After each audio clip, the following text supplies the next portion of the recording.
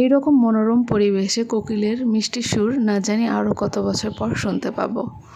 ছুটি শেষে কর্মস্থলে চলে যাবার প্রস্তুতি শুরু হয়ে গেছে। তো ফজরের নামাজের পরে রান্নাবান্নার কোনো ঝামেলা নেই, যেহেতু বেড়াতে এসেছি। ভাবিরা খালামণিরা সব করছিল। তো নামাজের পরে সবাই মিলে এইরকম গ্রামের মেঠো পথে ঘুরতে যাওয়া, সবজির জাংলায় তাজা তাজা টাটকা টাটকা সবজি ঝুলে থাকতে দেখা, গ্রামের মেঠো পথের রাস্তার পাশে দুধারে জংলি দেশীয় ফুলগুলো দেখতে পাওয়া, তারপরে ফলবান গাছের ফল ধরে থাকা, এগুলো আসলে অনেক মিস করব। আর এগুলোর স্মৃতি আমার মনে অনেক দিন ধরে বয়ে বেড়াবে। দেখুন পাকা খেজুর কি সুন্দর পড়ে আছে।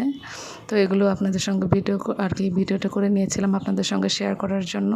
এই যে কাঠবিড়ালি দেখতে পাচ্ছেন, তারপরে হচ্ছে কবুতর, লেবু, এই যে দেশি আমরা ঝুলে ঝুলে আছে। তো সব কিছু মিলিয়ে এই জিনিসগুলোকে অনেক মিস করব। তো এই যে বকুল ফুলগুলো পড়েছিল, আমরা হাঁটার সময় এগুলো দেখছিলাম। তো গাছের ডাল খুব কাছে ছিল দেখে আমি কিছু ফুলও ছিঁড়ে নিচ্ছিলাম। আর যেহেতু এবার ঈদটা আমের সিজনে পড়ে গেছে, তো পাকা আম তো খাওয়া হচ্ছেই।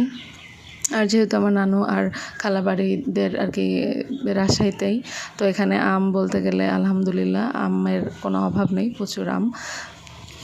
গাছ, ফল, ফুল, পাখি এগুলো দেখলেই কেন জানি ভিডিও করতে ইচ্ছা করে। যত এগুলো আমার পরিচিত দেখা হোক না কেন, এগুলো আর কি ফোনে ক্যাপচার না করলে মনে হয় না যে আমি আসলে গ্রামে বেড়াতে এসেছিলাম। তো এত সুন্দর সুন্দর ঢ্যাঁড়স, পটলের জাংলা, এগুলো দেখে গ্রামের যে সুন্দর টাটকা সবজিগুলো আমরা কিছু আসার আগে নিয়ে এসেছিলাম। আর হচ্ছে শহরে গিয়ে এই পানিমারা সবজি অনেক দামে কিনতে হবে, এগুলো ভেবে মন খারাপ লাগছিল।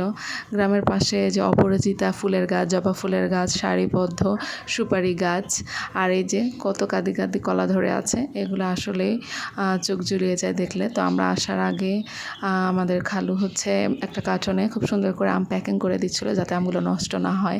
এগুলো আসার সময় আমরা নিয়ে এসেছিলাম। আর এই যে ডুমুর দেখছেন, এই ডুমুরগুলো কিন্তু আমাদের এখানে অ্যাভেলেবেল না। এই ডুমুর শরীরের জন্য অনেক ভালো। আমি জানি না শহরের সবাই চিনবেন কি না। তো এগুলো হচ্ছে আমরা কেটে ভাপ দিয়ে পরে হচ্ছে আইস করে নিয়ে এসেছিলাম। সাথে ছিল কাঠোয়ার ডাঁটা, যে ডাঁটাটা সহজে সচরাচর সব জায়গায় পাওয়া যায় না শহরে। তো এই ডাঁটাটাও নিয়ে নিচ্ছিলাম। তো সব কিছু মিলিয়ে আমার যে ছুটির এই 10-12 দিন গ্রামে কাটিয়েছি সেটা আলহামদুলিল্লাহ অনেক ভালো ছিল। কত বছর পর অনেক অজানা দেশীয় ফুল দেখছিলাম আর সবার সঙ্গে ঘুরছিলাম। গ্রামের যে পরিবেশ, গ্রামের যে মাটির, তারপরে হচ্ছে শাকসবজির আশেপাশের সকল কিছুর যে একটা প্রাকৃতিক গন্ধ, সেটা কিন্তু আসলেই মনোমুগ্ধকর। এখন দেখলে ভিডিওটা অবাক লাগছে যে এই যে এনজয় করেছিলাম সেই দিনগুলো এখন আর কি স্মৃতি হয়ে গেছে। আপনাদের ঈদের ছুটি কেমন কাটলো ভিডিও দেখতে দেখতে অবশ্যই কমেন্টে জানাবেন। আজকে পর্যন্তই, আল্লাহ হাফেজ।